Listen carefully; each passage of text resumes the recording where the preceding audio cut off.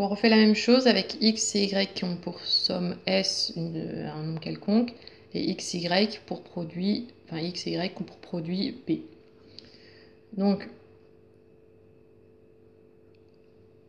on refait la même méthode. Donc, on va isoler y qui est égal à S moins x.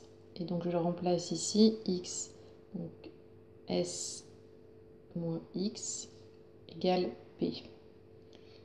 Donc, on obtient donc y égale S moins x. Et donc, moins x au carré plus sx. Et je passe le p de côté, donc moins p égale 0. Donc c'est pas tout à fait ce qu'on obtient, mais il suffit de tout multiplier, enfin des deux côtés par moins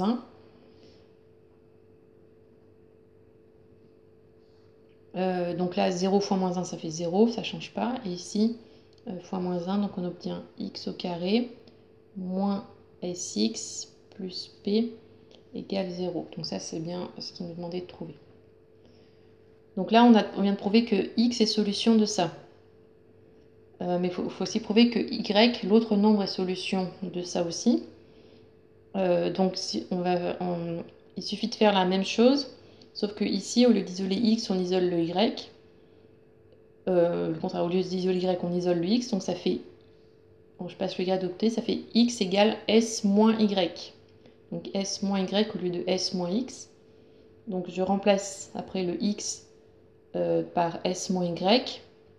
Donc en fait, je vais obtenir exactement la même chose, mais avec que des y à la place des x. Donc je vais obtenir exactement la même chose avec des y à la place des x et des x à la place des y ici. Donc du coup, on va juste marquer de même. On obtient, c'est pas la peine de tout réécrire, en échangeant x et y. Donc y carré. Donc en échangeant x et y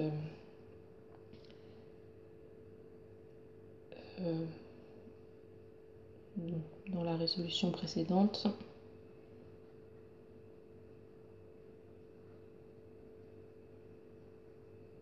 Donc on obtient y carré moins s y plus p égale 0. Donc les deux nombres x et y sont bien solutions de l'équation, de la même équation. Ensuite, il faut appliquer avec s égale 7 et p égale 8. Donc trouver deux nombres dont la somme est 7 et dont le produit est 8. Donc on résout x au carré moins 7x plus 8 égale 0. Donc du coup, on cherche les racines de ça. Donc delta égale b carré moins 4ac. Donc moins 7 au carré moins 4 fois 1 fois 8. Donc 49 moins 32. Donc on trouve 17. Donc x1 égale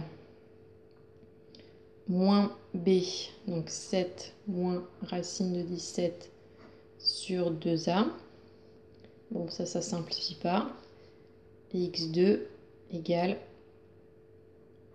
7 plus racine de 17 sur 2. Voilà, donc là, on a obtenu les deux nombres dont la somme est 7 et dont le produit est 8.